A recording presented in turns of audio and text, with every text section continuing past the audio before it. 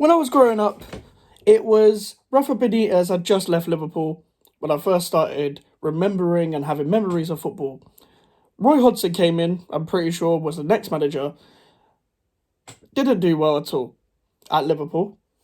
And Roy Hodgson has been everywhere. Look at the guy's Wikipedia, it is mental. Then Kenny Dalglish comes back, does a steady job. Steady. He wasn't awful. But what one key thing he did is what Luis Suarez in. Brendan Rodgers then comes in, gets him into a Premier League title race, and then it kind of all falls down. But then in 2015, a man called Jurgen Klopp entered the scene and said, "This is when we're going to win the title," and boom, Liverpool won the title. Welcome back to another video. I am a West Ham fan. My name is Mike's, but I talk about other teams as well. We're going to talk about Liverpool and Jurgen Klopp. And I was doing some work stuff. Let me describe this. I was in a break of a meeting, let's say, a work meeting. And there was a 10-minute break. I go on my phone and I'm like, are you serious? Is this happening at 11 a.m. or whenever it was in the middle of a meeting? Well, I can't even do a video on it right now. Jurgen Klopp is leaving, and I was like, what? And I have Fabrizio Romano's post notifications on, and I was looking through the notification section. I was like, what have I missed? Because I had my notifications off for this meeting. But even when it was through the notification section, I thought, this is a fake account. But I was like, it's got the blue tick. But then I was like, oh, people pay for their blue ticks nowadays. And that's an option. So let me go on the profile. Oh my God, it's the real Fabrizio Romano. Jurgen Klopp is actually leaving. Genuinely, one of the last footballing stories I would have expected. Him or Pep leaving would have been the last two stories I would have expected.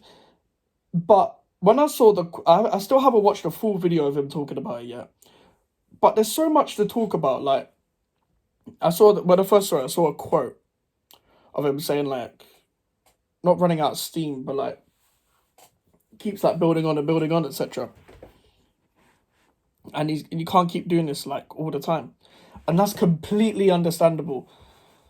Like, what, 8 years? Nearly 10 years. When do we see that in the modern game? But that just proves how much of an impact that Jurgen Klopp has made to the Liverpool, to the Premier League title races we've seen over the years. And listen, he was second a lot, like in these Man City Liverpool title races, yeah. And he had 2 seasons, last season and 2 seasons ago, where Liverpool had a dip. But with a team that probably could have done more investment, a team that have done good business, recruited well, but probably could have recruited more, rebuilt this new Liverpool team, like, he's going to leave Liverpool in a good place. But a lot of the reason why Liverpool are so strong now is because of Jurgen Klopp. Like, when I mean strong mentally, strong-minded, the ability to come back at, like, all the time at Anfield. They'll still be doing that because it's Anfield, and no one has ever had a good record at Anfield. Like, I don't know a team that actually has a good record at Anfield that are still in the Premier League now. Jurgen Klopp has lost a few times at Anfield, but his time with a crowd there and with Virgil van Dijk and his team, Virgil van Dijk has only lost once at Anfield, and that was to Jesse Marsh's Leeds. And that was a freak result. That was more than a freak result. You got to think, when Jurgen Klopp came in, there was this whole debate about who took the worst team out, Arteta and Klopp. I think it's closer than people think. But that Klopp team, yeah, you see the Mamadou Sakho's, you see was Ricky Lambert still there? Was Mario Balotelli still there? Like, Origi was young then. Origi was young. I'm pretty sure Skirtle was there. Lallana was still a baller then. Like, Lallana's still a baller, but you know what I mean. Like, Mignolet was there. Mignolet was horrible, like, especially towards the back end of his career at Liverpool. Like, this guy then got Karius and then got Alisson. He got Virgil van Dijk, and that was one of the longest sagas in transfer history. He brought Trent through the academy. I think Trent once scored a free kick against Hoffenheim, and I was like, yeah, he's the guy.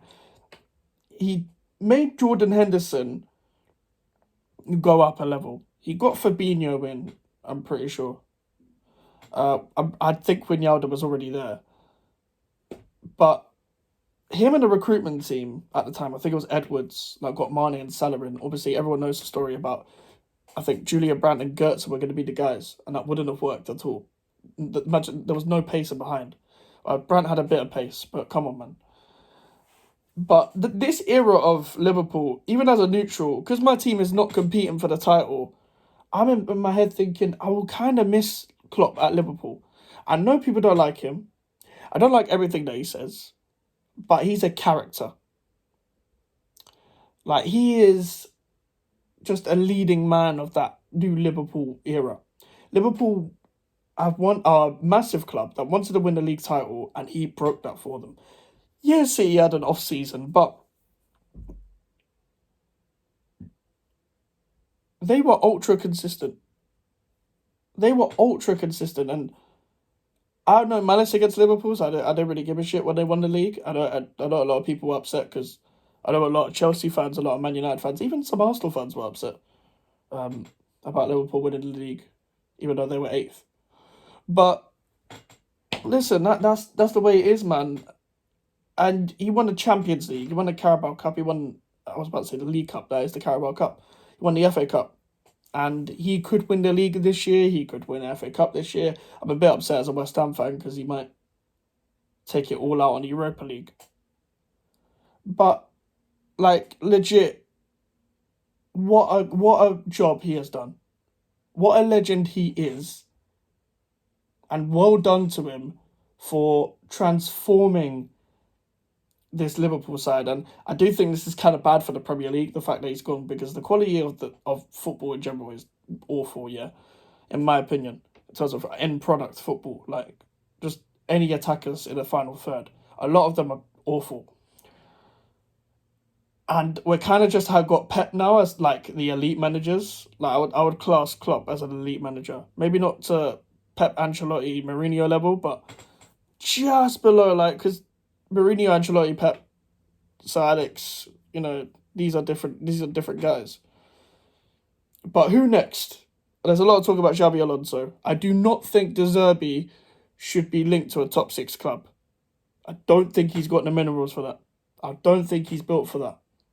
Don't buy into this, because Graham Potter already had Brighton balling and we saw what happened to him. Yeah, he does. Yeah, De Zerbi's passionate. He does the knee slides and all that. But Brighton to Liverpool's a big jump. Don't you dare link Steven Gerrard to the Liverpool job. It sounds nice, but no.